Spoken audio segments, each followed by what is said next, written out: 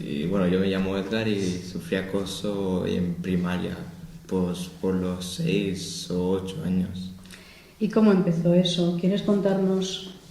Pues todo empezó porque yo pues era diferente a los demás, pues porque no me gusta lo típico esto del fútbol y estaba en una clase que todos los niños empezaban fútbol y también pues que me dejaban siempre aparte, pues era como si yo fuera un bicho raro y ¿Tú te sentías así? yo por lo menos sí porque estaba casi todo el tiempo en el colegio solo.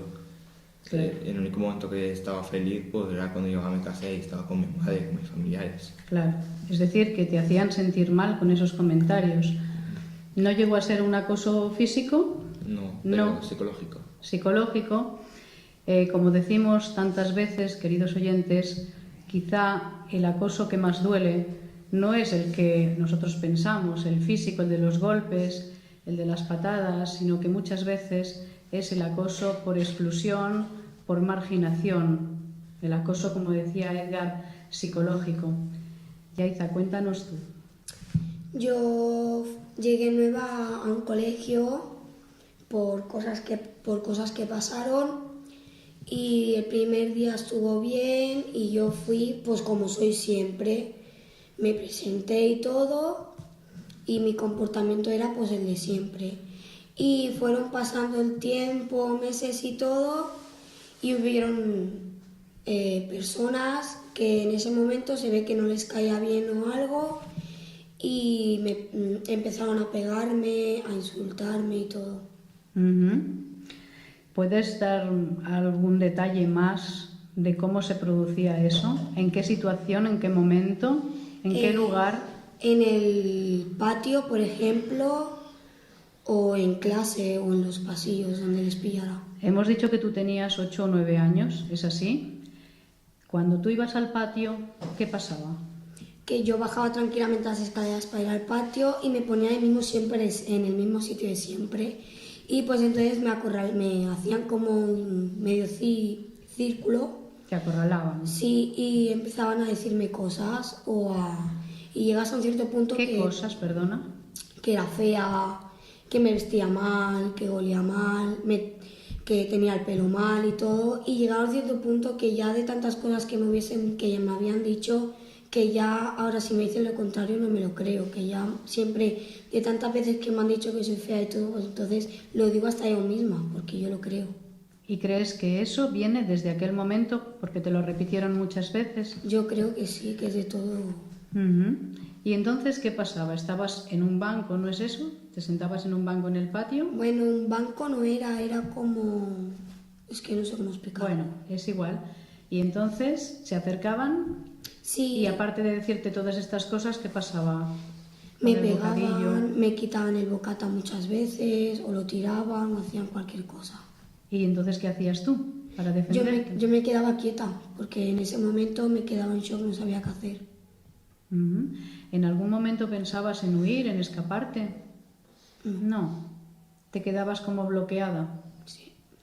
¿Alguna vez pasó algo en los lavabos? Porque, para que nuestros oyentes sepan, el acoso escolar se suele producir en lugares donde no hay vigilancia. Se suele producir en los pasillos, en algún recoveco del pasillo, en algún recodo.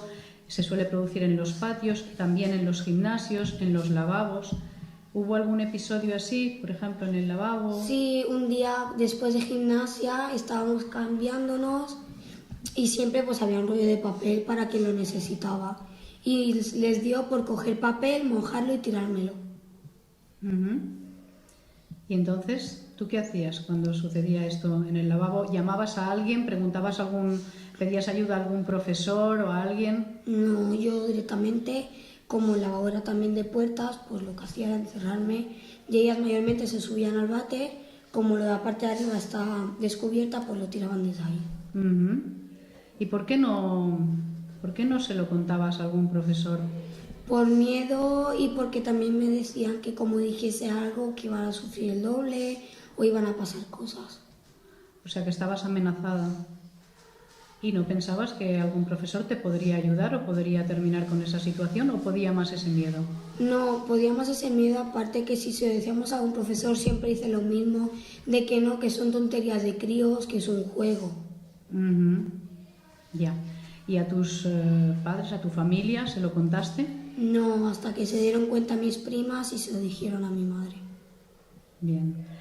¿Crees que ese episodio, eso que te pasó, está ya superado después de unos añitos o todavía en algún momento te hace sufrir o te afecta de alguna manera?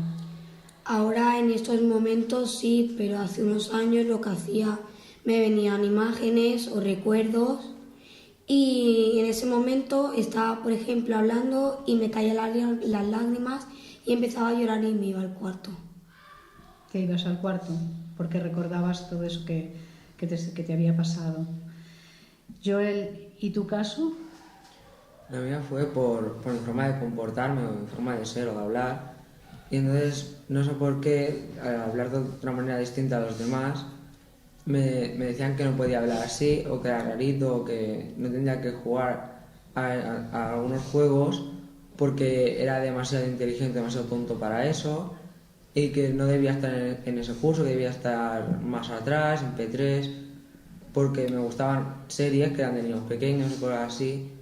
Y luego también por mi pelo, que cuando me lo empecé a dejar largo, mucha gente se reía, me insultaban y entonces lo que hacía normalmente era ponerme la música y pasar de ellos. Ya.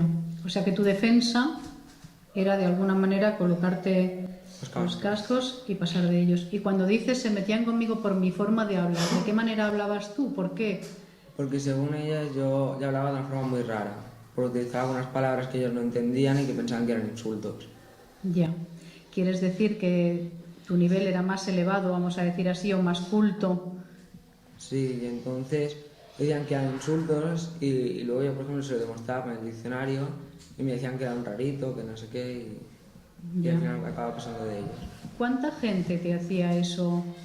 ¿O cómo era? ¿Había un cabecilla y había otros? ¿Cómo era?